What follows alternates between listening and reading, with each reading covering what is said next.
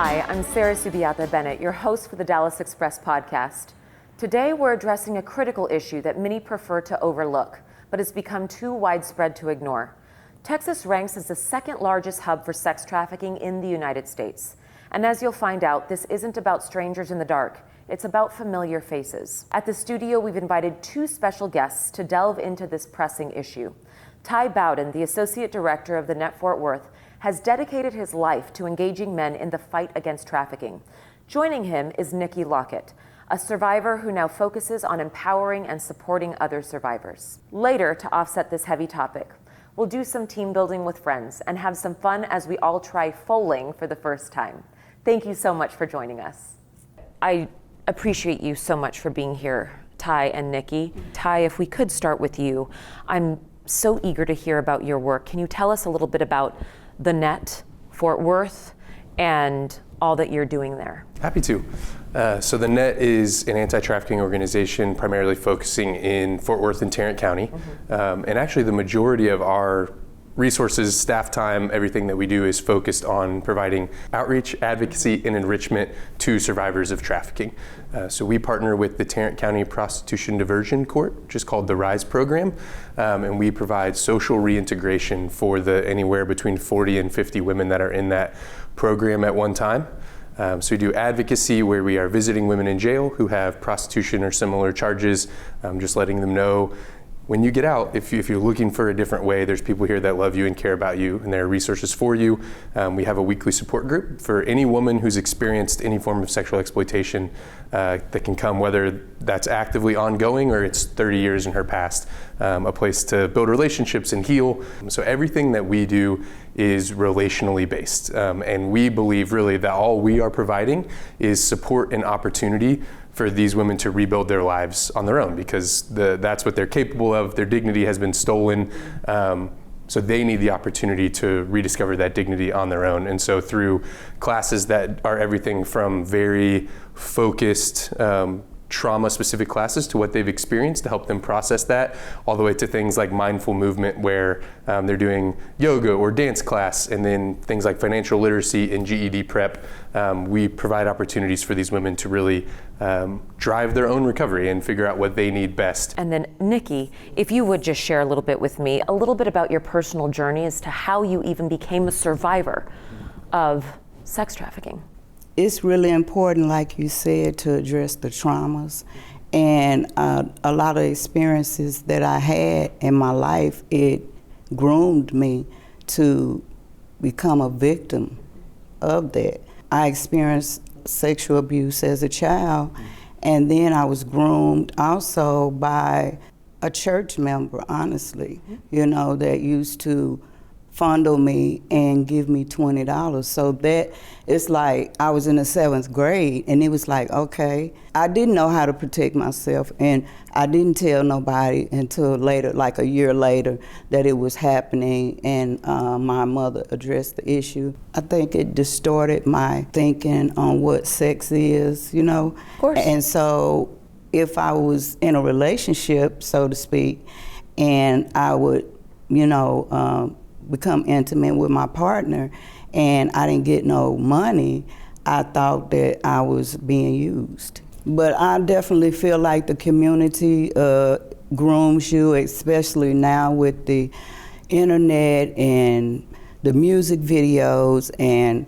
now it's, when I was in the life, you knew the difference between who was a sex worker and who was just a normal person. But today, most of the younger generation dress like sex workers. Absolutely. I really appreciate you sharing that, truly. And if you'd be willing to, can you share a little bit about the work that you're doing at Los Lilies and at Hope's Door New Beginnings Center? I had worked on a job, but it had been a long time. I was trying so hard to get employment, and so I reached out to Hope's Door and applied for a job, and I got a letter of recommendation from someone, and they hired me and gave me an opportunity. I started out as an advocate, and then within like 8 months I got a moved up to a case manager. I was so excited, you know, just for the opportunity, because when you come out to life, you know, you have programs and stuff. However, if I come out to life and I can't get a job and I can't take care of myself, then guess what? I'm going back to the life, because that's normal. So I really had to stay focused and determined that no matter how many no's I got, no matter how much rejection I received, and I did, that I wasn't going to give up, you know, and it was very challenging. So Ty, if you would be so kind as to tell us, what are some common misconceptions about sex trafficking and the men who purchase women or other men? I think the number one biggest misconception is that it either happens over there, you know, it happens in the jungles of Colombia or in Phnom Penh in Cambodia only. And obviously those things happen, but it happens right here, obviously. We're hearing a story from a survivor here in our community, and then that it only happens by kidnapping to kids. Those things just couldn't be further from the truth. I think the FBI estimated that in 2023, less than 2% of domestic trafficking cases were kidnappings. So that means that 98% of trafficking cases were not abductions. They started primarily through a family member, a trusted person who takes advantage of a vulnerable kid, primarily. Yeah, and I think you're aware of this, that the Dallas Express has launched a Dirty John DFW series that's actually listing the names of people, mostly gentlemen or men, who are the purchasers on the demand side.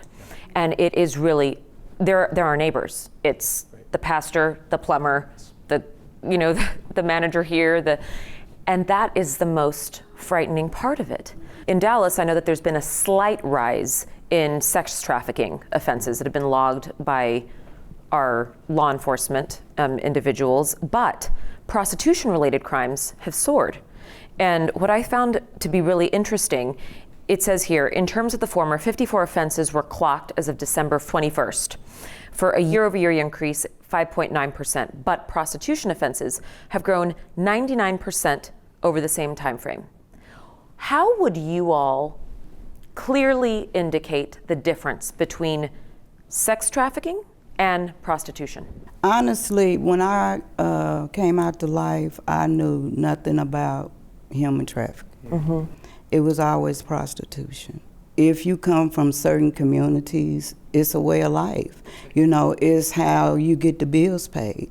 It's how you put food on the table. And if you're taught that the only thing that you have of value is your body, then you use your body, you know, because I have to feed my kids, or I have to pay my rent, or, you know, so it's not always about somebody introducing you to their life. Sometimes you introduce yourself, because that's the only way you can get money to take care of yourself. And Ty, if I might ask you, how do you engage with communities to raise awareness? What does it look like, and how do you educate men and women about the impacts of purchasing sex? We know through statistics and research that about 20% of men will pay for sex at some point in their life. That means that there are 80% of men out there who will never participate in this and are potential, allies and champions for the cause. But we have to educate and mobilize that 80%. And so one of the ways that we do it at the Net is we have quarterly men's breakfasts where we bring in an outside speaker. We do table discussions. We really try to equip the men with the knowledge that they need to go have this conversation with their church small group, with their, at the water cooler at work, with the people in their lives, that they're learning, it's not the creepy guys on the fringes of society, and it's not, these women are not choosing this lifestyle, overwhelmingly. And so that's one of the big ways that we do it. Also in the last 18 months or so, we've seen a huge rise in desire for online safety training. Obviously, I have a 1.5-year-old, and I'm already thinking about, oh my goodness, how do I navigate the phone conversations and all of this? In our hyper-digital, hyper-sexualized world, everyone has those questions. Yes, Bark, like Canopy, Bark. That's exactly phenomenal right. resources out there. And we want to put those in the hands of parents. And that is such a great avenue to talk about. You should be careful for these things, but it's not because someone's going to come to your house and abduct your kid primarily. Right. They're going to exploit them for pictures and money. They're going to groom them to trust them and isolate them from you. And so we're really able to talk about how this is all intertwined. It's not prostitution out here, abduction over here, trafficking here in the middle. It's this big, messy Venn diagram. I couldn't agree more. Yes. Last night, I went onto ChatGPT and I asked, what are some of the common threads and characteristics associated with grooming? It is very robust because the cunning creativity involved with so many people just comes naturally. I mean, I had a good friend's father offer to have sex with me, put me up in an apartment, do this, do that. I mean, it's everywhere. How do cultural and societal norms, do you believe, contribute to the demand for domestic abuse and sex trafficking? Oh boy, this is a big one. I think that we have conditioned generations of men to believe that women are primarily there for their sexual gratification. And that happens through a culture that teaches men that the only emotion they're allowed to feel is anger. And if you're not feeling anger, you're too feminine. It's conditioned them through pornography. That one of the best quotes I've ever heard about pornography is that it gives men crushingly unrealistic expectations of how women are supposed to look and how they're supposed to act. And so we have an entire generation of men who have grown up, and that's their primary sex education, is seeing women degraded, demeaned, physically assaulted, and that's what sex is supposed to be like. And so when you have a generation that has grown up with sexual conquest, violent sex as their primary mode, and a lack of ability to create real, meaningful relationships, it's inevitable that this is the outcome. And so I think that a lot of what we focus on at the Net in our community education is not, hey, here's how you go, interrupt the trafficking situation. It's here's how you raise a son that isn't going to participate in this as he grows up. And if I might ask, Nikki, what message do you want to share with other survivors who are trapped in sex trafficking, in prostitution right now?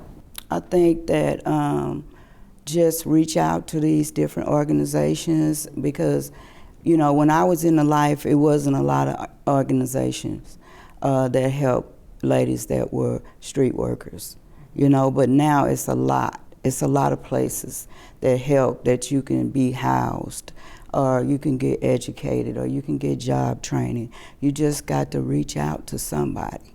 And Ty, what would you like to add to that? So again, what message do you want to share with survivors and people who are presently living the life of prostitution and are being sex trafficked? Yeah, if there's one thing that I have learned working for the Net for the last 10 years, it's that there's hope. And there are people out there that care about you and want what's best for you. And I think that so many survivors come into our program not believing that at all. Yes. They believe that the world is set up to take from them anything that they might want. And like Nikki said, find somewhere. The Net in Fort Worth, New Friends, New Life here in Dallas is a phenomenal organization. And I'm a graduate. Can you tell us about a little bit of your time with New Friends? Yes. So when I once this organization came and rescued me from the streets, I reached out to New Friends, New Life because I heard it from a roommate where I was staying, and it was the best thing that ever happened to me. I mean, sometimes I would just go there and sit all day, just because I feel safe there. And they have so many incentives, so many classes to take. I was able to take like 4 classes a week, and at the end of the week I would get like $100. And that meant I didn't have to relapse on turning no date to provide for myself because I had what I needed. And it's so important because, people are gonna do what's normal for them to do. So if you give me the resources to be able to provide myself, then I don't have to go do that. And that's what they provided. Thank you both so much for joining me today. Do you have anything else that you want to add that I've maybe not covered that you think is very poignant or important to our viewers and listeners? if this is something that stirs your heart and you are interested in being part of a solution, the best way to do that is to find a local organization that is doing the work, learn from them, and figure out how you can serve there. Especially if you're a man, the need is great. Thank you all so much for joining me. It was such a pleasure. Now, let's lighten the mood and try out a new game called Fowling. This fun activity combines football and bowling, and it's sure to be a blast. Thanks for watching.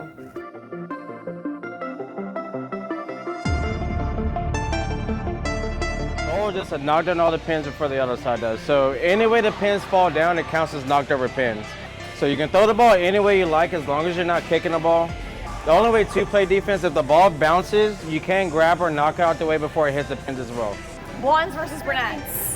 Oh, I love it. I should have worn green.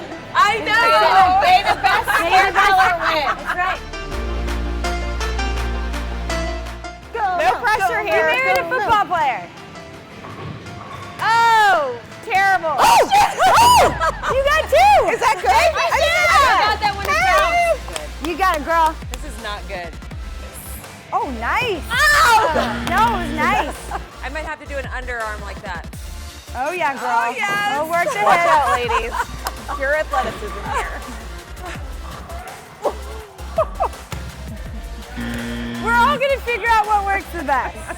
All right, Sarah, let's go, girl. The bounce is what's throwing me off. Oh, yeah. Oh, you got one. I got one, okay. Yay. I'll take one. I'll take one. I'll take one. The hop kills me. I'm like, I'm gonna She's catch like, it. no. What is that? I don't know. I guess, do football players do that? I guess. Yes! Oh. All right, we'll take one. All right. We have two, just like We Mel. got two. We got two. We got two. We got two. All right. Woo! Yeah! Look at Nice. Yep. Oh! It was great. I feel At like we're least it was supposed to be doing straight. something. We're gonna try granny toss. Yeah, I'm gonna have to Yeah, do that. Granny may work. I have to. Oh! Okay. No, they No. did. Oh, she's what? Oh, you got the drink. I can't get a pen, but I can get a drink. I don't get Sarah. Okay. I'm gonna do this one. Got it. It's going. Oh, Yes. whoa! Yes. Oh, Yeah, there you go. Finally. There you go. Yes, finally. This is harder than bowling.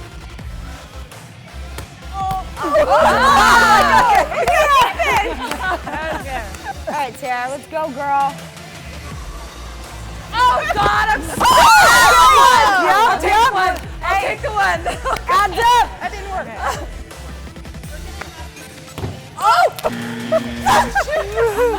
Hot potato. No, but yes. Oh, yay! You got up two. Oh my God.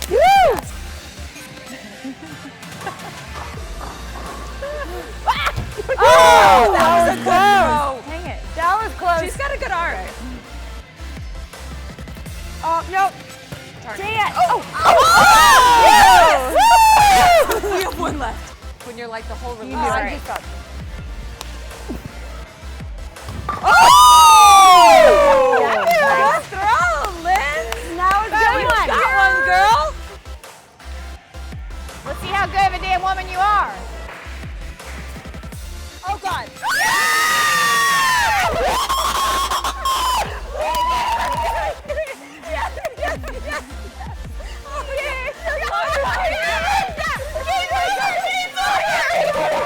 I'm so sweaty.